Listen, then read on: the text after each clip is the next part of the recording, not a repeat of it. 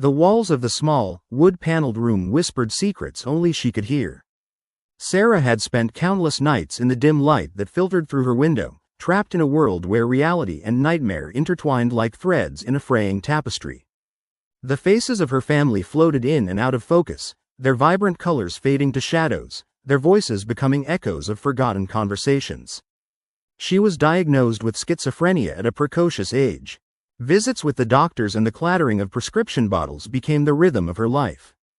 The medications helped to quiet the voices, most days, the wild hallucinations that danced behind her eyes. But on desperate nights, when the moon hung perilously low in the sky, they returned, swelling and coiling in her mind until they became unbearable. Tonight was one of those nights. Sarah lay in bed, shivering despite the warmth that enveloped her.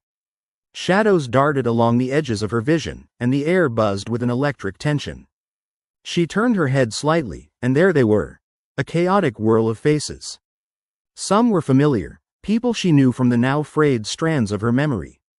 Others were strangers, their features twisting in grotesque horror.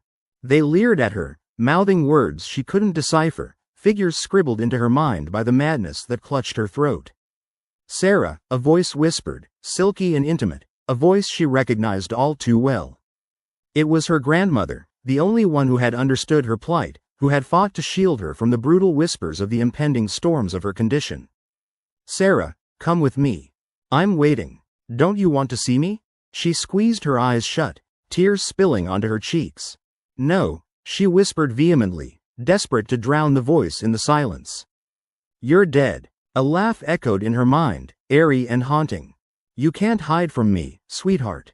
I'm here. I'm always here. Leave me alone," Sarah screamed, sitting up abruptly in bed.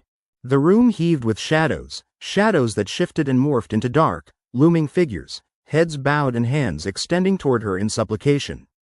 She pressed her palms against her ears, cringing as the whispers transformed into a deafening chorus.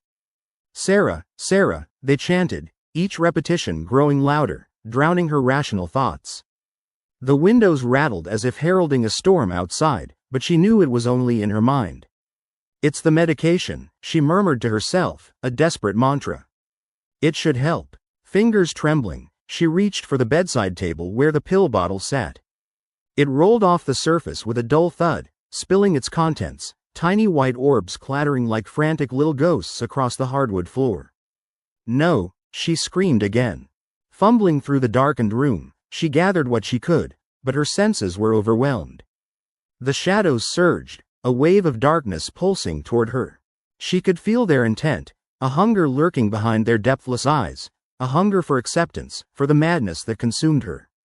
Panic surged through her, and amid the chaos, she found her mind fracturing, splintering into shards of fear. A vision came. Her grandmother, standing in the corner of the room, her ethereal form glowing softly. "Help me, please," a voice that wasn't her grandmother's begged, but the shadows twisted it until it was pleading, desperate. "Help me, Sarah, get away from me," Sarah sobbed, backing against the headboard. "You're not real, you're just in my head." But the visage of her grandmother transformed, the warmth shifting into something sinister, her once soft features twisting into contorted rage. "You need to accept me," it screamed, eyes blazing. "You can't escape what's inside you." In that moment, Sarah knew the truth.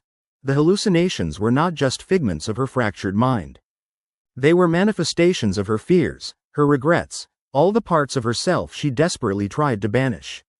The shadows writhed and cackled, echoing her own internal agony. The temperature in the room plummeted.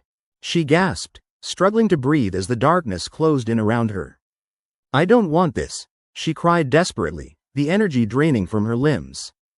With one last surge of will, Sarah stood, shaking but resolute. She stumbled toward the mirror that stood against the wall, a crystalline window into her fractured soul. "I am not afraid," she declared, staring into her own terrified reflection. "I own this. I am still here." For a heartbeat, all of it stopped, the shadows recoiled as if struck. The voices faded to whispers, their power suddenly diminished. But then, with a furious howl, the darkness surged forward, drawn to her defiance. A final flash of insight illuminated her thoughts. "All the memories, the fears, if I embrace them, they cannot own me." In that moment, she opened her arms wide, letting the darkness engulf her. And then, an unexpected calm embraced her as she surrendered. The faces smiled, not in mockery but in understanding. The shadows curled away, settling into the very fabric of her being, no longer fighting, but merging. She stepped back from the mirror, her heart trembling but steady, and whispers remained but no longer haunted. Somewhere in the depths, the familiar glow of her grandmother smiled back.